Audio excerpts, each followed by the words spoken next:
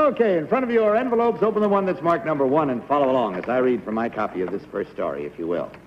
I, Donald Keyhoe, am a graduate of the United States Naval Academy, a retired Marine Corps pilot, and have been an aviation writer for many years. Currently, I am working in Washington, D.C. as director of the National Investigations Committee on Aerial Phenomena. NICAP is a scientific organization which was especially created 10 years ago to investigate the facts surrounding unidentified flying objects, known as UFOs or flying saucers. Recently, there's been another rash of reports of strange things in the sky. In the past 20 years, there have been over 10,000 such sightings of UFOs. While many of these flying objects have been satisfactorily explained as a result of natural phenomena, others so far defy logical explanation. It is the position of NICAP that there is nothing to be gained by secrecy, and that a thorough and intensive scientific investigation of unidentified flying objects would give the subject the dignity and importance it deserves and quite possibly reveal some startling facts. Signed, Major Donald Keyhoe.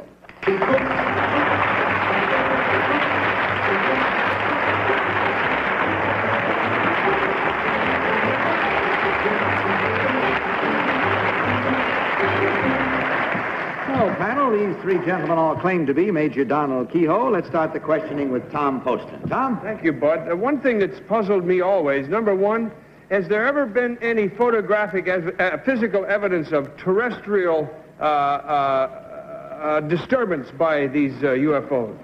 Yes, last year in South Africa near Pretoria, one of these objects was seen by local police on a highway, and as they approached it with their police cruiser, it discharged a blast of flame onto the highway and took off at high speed. And when they checked it, they found that the pavement had been, a hole had been broken in the pavement about 6 feet in diameter, and the macadam road was set on fire and blazed for about 3 hours. And this was officially confirmed by the commandant. That's exactly the kind of thing I mean. Number two, any of these things happen in this country? Yes, out in Denver, near Denver, Colorado, there was one that took off from a snow-covered area, and there were signs of it in the snow. That's what I... Number three, was there any radar... Peggy Cass. Number 3, where do you suppose they come from?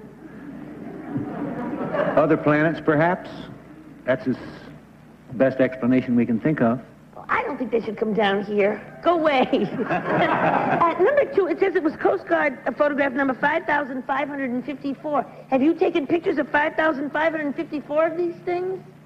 Well, that's a number of a Coast Guard photograph, but that doesn't necessarily mean that they were all flying objects. Well, I saw it in number 1. I saw it in National Magazine, a picture of one, and it looked like a big hamburger with green filling.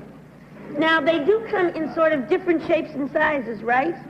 Most of the sightings describe disc-shaped objects. In fact, the Air Force Secret Project Grudge Report years ago confirmed that. Thank you. Number 3, do they make any noise when they're flying by? A number of witnesses have described a whirring or humming noise, yes. Thank you. But number 2, are there little green people running around? Orson Bean. Around in Peggy's head. Number 2, what was the name of your first book?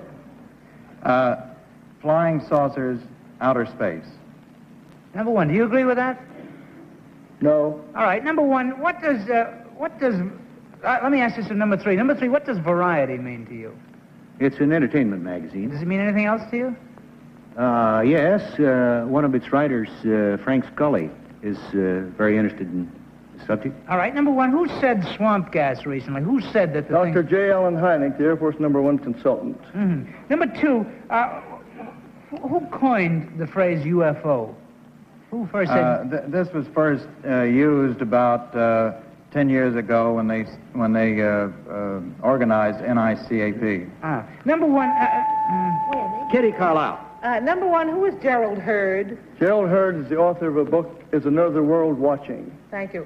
Number 2, is your organization sponsored by the government in any way? No, it is not. In other words, number 3, do you believe that the Air Force is trying to keep secrets from the general public and you are going to expose them? I'm sure they are. You really think so? I do indeed. Number 1, in Gerald Hurd's book, it was said that there was a great concentration of unidentified flying objects over Fort Knox for a while. Do you remember that? Yes, that was the case in which Captain Thomas Mantell was killed chasing one of these objects. Right. Number two, were there any manifestations of burnings or anything in Michigan? I don't believe so. ground. It's still under investigation if you're speaking of the Ann Arbor and Right. Dexter. Right. Now, Doctor, sightings. Mr., what is his name, Heineke? That's all we have time for, I'm sorry to say. We could go on with this and make one spot of it and go all night and still not wind up all the things we would like to find out about, and I wish we could. But it's time to vote now, so mark your ballots, if you will, panel. Mark them without any consultation, which you might be tempted to do in this occasion at all. And, of course, don't change once you have marked.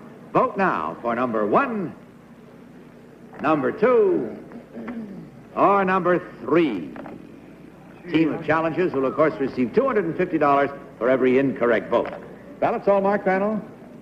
Very well. Tom, for whom did you vote? I voted for number 1 because of his lack of hesitation about any of his answers. He even had too much information, but gosh, he was great about telling us he looks like a soldier. Peggy Cass.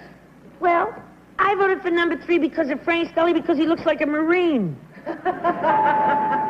Orson Bean, which one do you think it is? I didn't vote for number 2 because the name of the book was Flying Saucers Are Real. I was torn between 1 and 3. 3 knew Frank Scully, but I felt that 1 was a little more convincing. Your 1 has just been cited. That's right. Only swamp gas. Well, I didn't want to vote for number 1 because he's made up and his hands don't match his face. And if it was the real one, maybe they wouldn't do that. But on the other hand, he knew everything.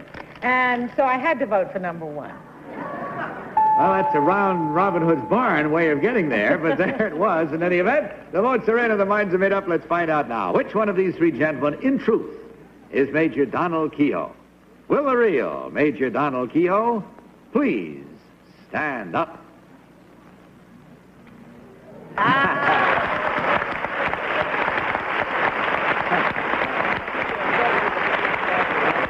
Thank you, sir. Major, let me ask you something. If I were to cite what I pretty well thought was a flying saucer, not a figment of my imagination, what should I do? Send a report to me or to our organization at 1536 Connecticut Avenue, and that applies Washington, to anybody D.C. who would, yes, Washington, D.C., anyone who would like information on this subject. Thank you very much. And keep after it till you find out what they are, will you? We're close to it. Are you? Number 2, what is your real name and what do you really do? I'm Walter Seymour, Jr., and I'm a regional sales manager in the credit card division of American Express. Thank you, sir. Number 3, what is your real name and what do you do, sir? I'm Donald Dillon. I'm an editor for UPI. That's United Press International. Well, checking the score, we find that the panel almost came close to having unanimous truth in this fact, but there was 1 incorrect, and that's worth $250 divided up to you gentlemen 3 ways, and we thank you for being with us and for this very exciting story. Good night, and God bless you.